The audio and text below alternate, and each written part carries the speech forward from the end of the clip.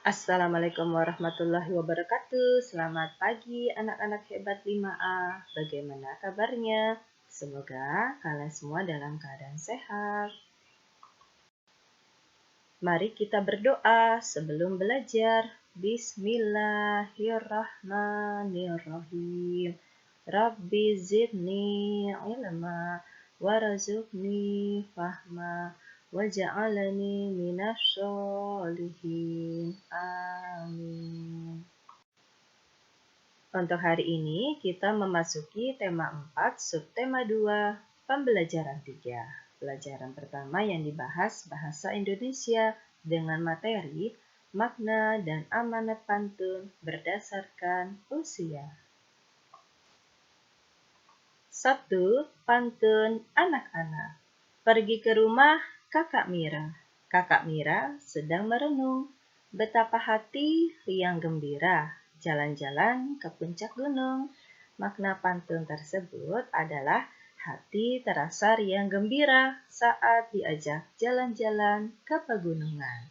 Untuk amanat pantunnya, semua anak akan merasa senang dan bahagia jika diajak orang tuanya bertamasya ke pegunungan. 2.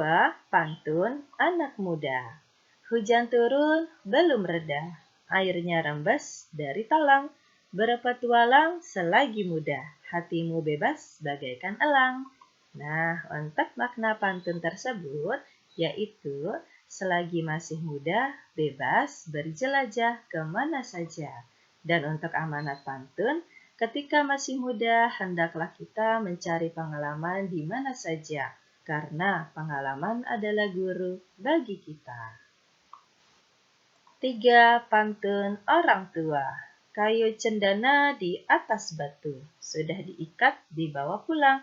Adat dunia memang begitu, benda yang buruk memang terbuang. Untuk makna pantunnya adalah, di dunia ini keburukan pasti akan terpinggirkan atau terbuang. Dan untuk amanat pantun, sebaiknya kita selalu berperilaku baik dengan menghindari perbuatan jahat, karena keburukan atau kejahatan akan selalu terbuang atau tersingkirkan. Pelajaran kedua, IPS dengan materi pengaruh interaksi manusia dengan lingkungan terhadap pembangunan sosial budaya. Pembangunan sosial budaya adalah suatu proses perubahan sosial budaya terencana yang dirancang untuk meningkatkan taraf hidup masyarakat, di mana pembangunan dilakukan saling melengkapi proses pembangunan ekonomi. Pembangunan sosial budaya terdiri atas beberapa aspek-aspek seperti berikut. Pertama adalah bahasa sebagai identitas bangsa. Bahasa Indonesia merupakan bahasa nasional. Bahasa Indonesia berfungsi sebagai komunikasi antar masyarakat dan dijadikan alat untuk mengidentifikasi identitas seseorang. Sebagai bangsa yang dibangun atas dasar keberagaman suku bangsa dan budaya, Indonesia memiliki modal yang baik dalam memupuk rasa nasionalisme dan memperkuat identitas kebangsaan melalui penggunaan bahasa Indonesia. Pembangunan dalam bidang bahasa antara lain: 1. Bahasa Indonesia digunakan di sekolah, lembaga pemerintah, dan tempat umum sebagai alat komunikasi. 2. Selain bahasa Indonesia, Indonesia juga memiliki bahasa daerah yang merupakan kekayaan bangsa. Bahasa daerah ini harus kita lestarikan. Misalnya, kita dapat mempergunakan bahasa dalam kehidupan sehari-hari dalam upacara adat. Ini untuk bahasa daerah. 2. Adat istiadat dan tradisi. Setiap wilayah di Indonesia memiliki adat istiadat dan tradisi yang berbeda-beda. Adat istiadat dan tradisi tersebut biasanya memuat nilai dan norma yang harus dijunjung tinggi oleh masyarakat dalam kehidupan sehari-hari.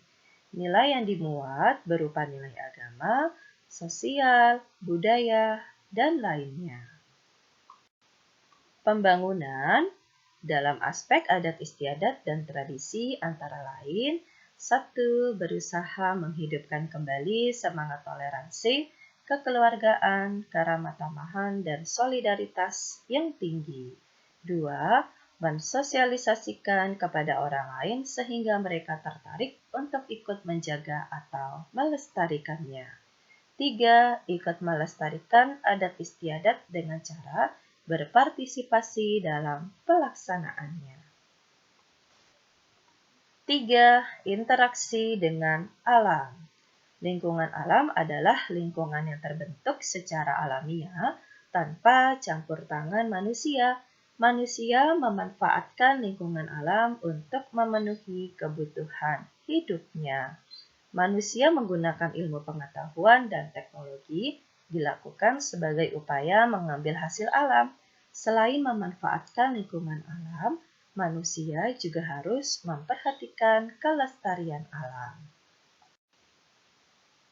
Berikut adalah contoh pembangunan dalam aspek interaksi dengan alam. 1. Pembangunan sarana dan prasarana untuk kepentingan masyarakat harus dengan memperhatikan dampak lingkungan agar tidak rusak.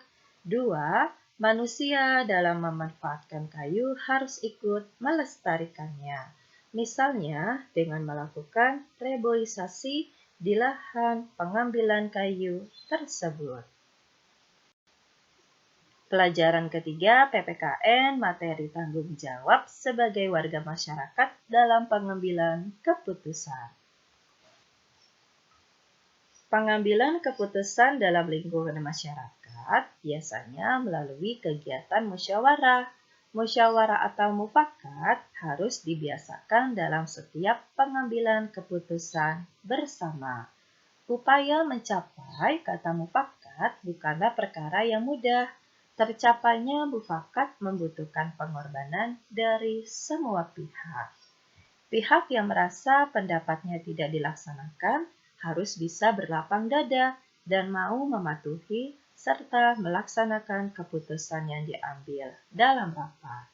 Meskipun secara pribadi tidak mendukung keputusan yang telah ditetapkan bersama. Apabila tidak ada kata sepakat melalui musyawarah, dapat dilakukan pemungutan suara atau voting.